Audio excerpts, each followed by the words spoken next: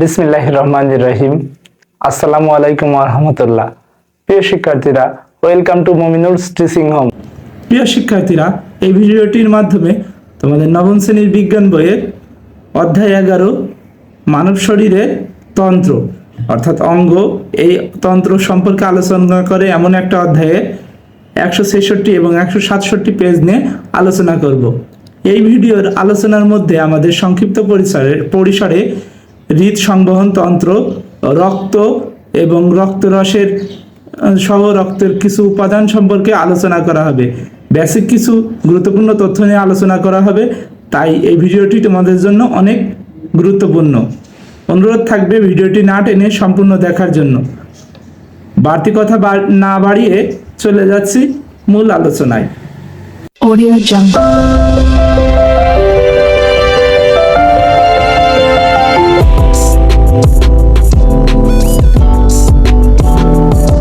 166 পেজের শুরুতে দেওয়া আছে 11.3 হৃদ সংবহন তন্ত্র, ব্লাড সার্কুলেশন।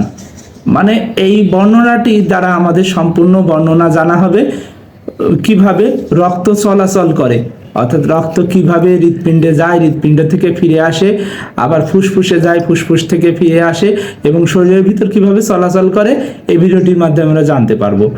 প্রথমেই বলা হয়েছে রক্ত জীবনী শক্তির মূল, অর্থাৎ আমাদের শরীরের সকল শক্তির মূল হচ্ছে গিয়ে রক্ত। অর্থাৎ আমাদের শরীরের যাতায়াত ব্যবস্থা, শরীরের খাদ্য থেকে শুরু করে খাদ্য গ্রহণ প্রক্রিয়া শেষ করে রেশন পর্যন্ত সকল কাজেই প্রায় আমাদের রক্তের ভূমিকা থাকে, সেটাই বলা হয়েছে। রক্তনালীর মধ্য দিয়ে রক্ত দেহের সর্বত্র প্রবাহিত হয়, অর্থাৎ রক্তটা কিন্তু দেহে খোলামেলা অবস্থায় থাকে না। এটা কি থাকে? রক্ত নালিকার মধ্যে থাকে, নাই শিরার মধ্যে থাকে, নাই কৈশিক জালিকার মধ্যে থাকে। এই জানি আমরা রক্তের মধ্য দিয়ে, রক্তনালীর মধ্য দিয়ে রক্ত দেহের সর্বত্র প্রবাহিত হয় ও কোষ অক্সিজেন এবং খাদ্য উপাদান সরবরাহ করে দেহের সব কোষকে সজীব ও সক্রিয় রাখে। অর্থাৎ সব কোষগুলো স্ট্রং, শক্তিশালী রাখার জন্য কি ব্যবহার হয়? রক্ত ব্যবহার করা হয়, মানে আমাদের শরীর রক্ত ব্যবহার করে। একই সঙ্গে রক্তের বর্জ্য পদার্থ দেহের এক স্থান থেকে অন্য স্থানে প্রবাহিত করে। অর্থাৎ যেমন শরীরে খাদ্য ও শক্তির জন্য রক্ত এক জায়গা থেকে আরেক জায়গায় খাদ্য পরিবহন করছে, এবং ঠিক একই হিসেবে শরীরের ময়লা আবর্জনা বা ক্ষতিকারক পদার্থগুলো রেশন পদার্থের মাধ্যমে বের করে দেওয়ার কাজেও রক্ত সাহায্য করে থাকে।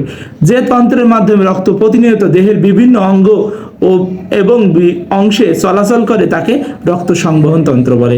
সংবহন তন্ত্র অর্থাৎ একটা রক্ত কিন্তু একটা আবদ্ধ সিস্টেমের মধ্যে পড়ে, অর্থাৎ একটা নালিকার পথের মধ্যে থাকে, এমন না মুক্ত অবস্থায় থাকে। রক্ত তাহলে একটা বদ্ধ সংবহন তন্ত্র। তাহলে কি বলা হচ্ছে? রক্ত সংবহন তন্ত্র অর্থাৎ যে তন্ত্রের মাধ্যমে রক্ত পরিবাহিত হয় সেটাই হচ্ছে প্রতিনিয়ত দেহের মধ্যে, সেটাই হচ্ছে রক্ত সংবহন তন্ত্র। পরবর্তী প্যারায় আমাদের দেয়া আছে মানব দেহে রক্ত প্রবাহ কেবল হৃৎপিণ্ড ও রক্তনালীর মধ্যে সীমাবদ্ধ থাকে। দেখো, আসলে আমাদের শরীরের রক্ত কিন্তু বাইরে ফ্লো হয় না, এটা শরীরের মধ্যেই যাতায়াত করে, অর্থাৎ আমাদের 3.5 হাত বডির মধ্যেই চলাচল করে। এখন দেখো, এটা রক্তনালীর মধ্যে সীমাবদ্ধ থাকে বা হৃৎপিণ্ডের মধ্যে থাকে, অর্থাৎ ফুসফুসে স্থায়ী থাকে না। সবসময় রক্ত পাওয়া যায় কিসের মধ্যে? হৃৎপিণ্ডের মধ্যে থাকে বা রক্তনালিকার মধ্যে থাকে। এই রক্তনালীগুলো তোমরা যেমন একটা ছবি দেখতে পাচ্ছ, এই ছবির মতো সারা শরীর বেয়ে আমাদের অঙ্গ প্রত্যঙ্গে ছড়িয়ে আছে, কখনো এর বাইরে আসে না। এ ধরনের সংবহন তন্ত্রকে বদ্ধ সংবহন তন্ত্র বলে। অর্থাৎ এটা শরীরের, আমাদের মানব শরীরের মধ্যে একটা তন্ত্র যা বদ্ধ অবস্থায় আছে, অর্থাৎ মুক্ত অবস্থায় নেই। যেমন আমাদের পেটের খাবারগুলো পাকস্থলীতে কিন্তু মুক্ত অবস্থায় থাকে, রক্ত এমন মুক্ত অবস্থায় থাকে না, রক্ত থাকে বদ্ধ অবস্থায়। ক্লোজ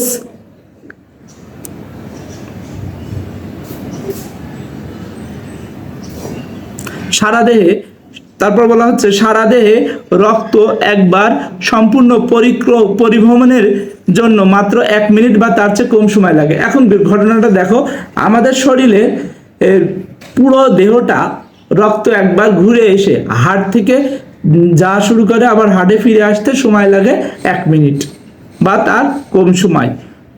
বদ্ধ সংবহন তন্ত্রের বড় সুবিধা হলো এ অবস্থায় এই ব্যবস্থায় ক রক্ত সরাসরি দেহের বিভিন্ন অঙ্গে গিয়ে পৌঁছায়, অর্থাৎ সরাসরি পৌঁছায়, এর জন্য অন্য কোনো মাধ্যম লাগে না। অর্থাৎ ওই নালিকা পথে রক্ত ছাড়া আর কোনো রক্তের বাধা প্রদান করার মতো এমন কিছু প্রবাহিত হয় না। অর্থাৎ খাদ্য দ্রব্যগুলো, তারপরে রেশন পদার্থগুলো রক্তের মাধ্যমে যাচ্ছে ঠিকই, কিন্তু রক্ত প্রবাহের কোনো বাধা প্রদান করতে পারছে না। আর যেখানে আমাদের রক্ত প্রবাহের বাধা হয় আমাদের শরীরে, আমরা সেখানে যন্ত্রণা অনুভব করি। খ নম্বরে বলা হচ্ছে রক্তবাহী নালীর ব্যাসের পরিবর্তনের মাধ্যমে দেহ কোনো বিশেষ অঙ্গে রক্তপ্রবাহের পরিমাণ নিয়ন্ত্রণ করতে পারে। অর্থাৎ আমরা জানি মোটা নলে বেশি পানি বের হয় না চিকন নলে বেশি পানি বের হয়? মোটা নলে নিশ্চয়ই বেশি পানি বের হয়, কিন্তু চিকন নলে সমপরিমাণ পানি ফোর্সে বের হয়। তাই এইভাবে আমাদের রক্তনালীগুলো ছোট বড় করার মাধ্যমে কি করে, রক্ত আমাদের বিভিন্ন অঙ্গে পরিমাণ নিয়ন্ত্রণ করতে পারে। গ নম্বরে বলা হয়েছে রক্ত বিভিন্ন অঙ্গে পরিভ্রমণ করে দ্রুত হৃৎপিণ্ডে ফিরে আসে। দেখো আমাদের হার্টটা মানে পাম্প হয় প্রতি মিনিটে প্রায় কতবার?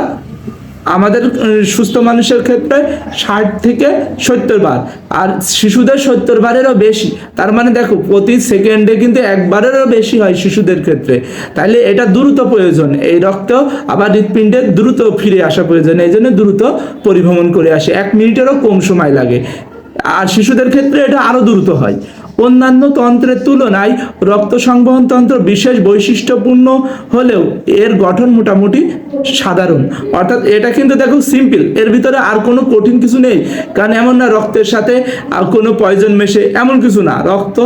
রক্তের মতোই প্রবাহিত হয় এবং চলার পথে বিভিন্ন ধরনের মেটাবলিক কার্যক্রম সংগঠিত করার জন্য হরমোন, তারপর কোনো সময় দেখা যাচ্ছে এনজাইম, কোনো সময় দেখা যাচ্ছে গিয়ে নিউট্রোফিল, ম্যাক্রোফেজ, তারপরে কোনো সময় শ্বেত রক্তকণিকা, অনুচক্রিকা, কোনো সময় দেখা যাচ্ছে খাদ্যের কণা, কোনো সময় লিপিড, প্রোটিন, কার্বোহাইড্রেট, কোনো সময় বিভিন্ন ডিএনএর সংবাদবাহক, কোনো সময় দেখা যাচ্ছে গিয়ে রক্ত আমাদের এছাড়াও রেশন পদার্থ, ইউরিয়া, ইউরিক অ্যাসিড, ক্রিয়েটিনিনের মতো বিভিন্ন জিনিস পরিবহনে সহায়তা করে।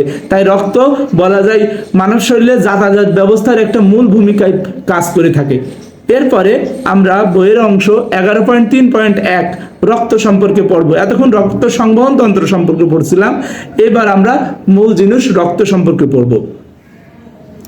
রক্ত একটি অস্বচ্ছ, তার মানে এটা দেখতে পরিষ্কার নয়। অর্থাৎ এমন না যে আমরা রক্তের একটা কণিকা হাতে ধরলে এ পাশটা উপায় দেখতে পাবো না, তাই এটা অস্বচ্ছ। মৃদু ক্ষারীয়, অর্থাৎ এটা যদি আমরা স্বাদ গ্রহণ করি রক্তের স্বাদ হচ্ছে লবণাক্ত, অর্থাৎ ক্ষারীয়। রক্ত মিষ্টি না, রক্ত লবণাক্ত। তারপরে এবং লবণাক্ত তরল পদার্থ, এই কথাটি বলা হয়েছে। এরপরে বলছে রক্ত হৃৎপিণ্ড, শিরা, উপশিরা, ধমনী, শাখা ধমনী এবং কৈশিক নালিকা পথে আবর্তিত হয়। এখান থেকে তোমাদের যেটা গুরুত্বপূর্ণ জানার জন্য সেটা হচ্ছে রক্ত কাকে বলে। আমি আবারও বলি, রক্ত একটি অস্বচ্ছ মৃদু ক্ষারীয়, অবশ্যই তীব্র ক্ষারীয় বলা যাবে না, রক্ত মৃদু ক্ষারীয় এবং লবণাক্ত তরল পদার্থ। রক্ত হৃৎপিণ্ড, শিরা, উপশিরা, ধমনী, শাখা ধমনী এবং কৈশিক নালিকার মাধ্যমে পথে আবর্তিত হয়। অর্থাৎ আবর্তিত হয় মানে কি, এক চক্রে আবার বারবার আসে, চলে যায় আবার আসে, চলে যায় আবার আসে, এবার চক্রাকৃত হয়। এরপরে বলছে লোহিত রক্তকণিকায় হিমোগ্লোবিন নামক রঞ্জক পদার্থ থাকার কারণে রক্তের রং লাল দেখায়। আমরা জানি WBC অর্থাৎ হোয়াইট ব্লাড সেল, এটা শ্বেত রক্তকণিকা। RBC রেড ব্লাড সেল অর্থাৎ লোহিত রক্তকণিকা, আরেকটা থাকে কি অনুচক্রিকা। তা লোহিত রক্তকণিকা লাল দেখানোর কারণটা আমরা কি পেলাম? লোহিত রক্তকণিকা লাল দেখানোর কারণ হচ্ছে হিমোগ্লোবিনের উপস্থিতি। এই হিমোগ্লোবিনের হিম শব্দের অর্থ আয়রন বা লোহা, আর গ্লোবিন শব্দের অর্থ মানবদেহের অনেকগুলো আমাদের কি থাকে, গ্লোবিন, তারপরে অ্যালবুমিন, তারপরে প্রোটিন, পোথ্যামিন, এই ধরনের বিভিন্ন রকম হরমোন থাকে, বা আমাদের গ্রোথ হরমোনগুলো এইভাবে শরীরে থাকে। ঠিক একই হিসেবে হিমোগ্লোবিনের গ্লোবিনও একটা কি আমাদের কিসের অংশ? একটা প্রোটিনের অংশ। এই যেটা আমাদের কি নিয়ন্ত্রণ করে? আমাদের রক্তের রং, কালার নিয়ন্ত্রণ করে।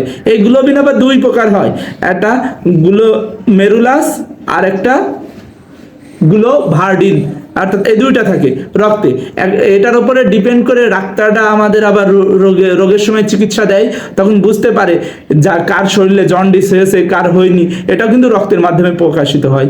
যদিও বা বর্তমান সময়ে আগের দিনের মতো ডাক্তাররা জিভ দেখে না, চোখ দেখে না, এখন চিকিৎসা হতে গেলে তোমার প্রথমেই টেস্ট করাবে রক্ত পরীক্ষা, অর্থাৎ রক্ত পরীক্ষা দ্বারা সবকিছু বোঝা যায় তোমার শরীরে কোনটা ঘাটতি আছে, কোনটা অতিরিক্ত মাত্রায় আছে, পাইরোজেনের পরিমাণ কতটুকু আছে, তুমি জ্বরে কেন ভুগছো এবং জ্বরের মাত্রা কতটুকু, সবই নিয়ন্ত্রণ করা যায় রক্তের মাধ্যমে।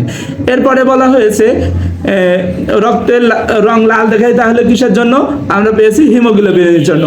হাড়ের লাল অস্থিমজ্জায় রক্তকণিকা জন্ম হয়, অর্থাৎ রক্ত কিন্তু জন্ম হয় হাড়ের ভিতর থেকে। এ আমাদের হাড়, যে শরীরের হাড়, মানুষের হাড় ফাটানো কষ্টকর। তোমরা যখন কখনো কুরবানির সময় বা অন্যান্য সময়ও গরুর হাড় যদি কখনো ফাটানো দেখো, ওর ভিতর দেখবা তরল একটা মজ্জা আছে, যেটা আমরা অনেকে আবার মজা করে রান্না করে খাই, কিন্তু ওই মজ্জা থেকেই মূলত তৈরি হয় রক্ত। ঠিক গরুরও যেমন তৈরি হয়, মানুষেরও ঠিকই ওই অস্থি মজ্জা থেকেই রক্ত তৈরি হয়। তাই এই মানুষের শরীরের ক্ষেত্রে হাড়ের ভিতর যে অস্থিমজ্জা থাকে, সেটা লাল অস্থিমজ্জা থেকে রক্তটা তৈরি হয়।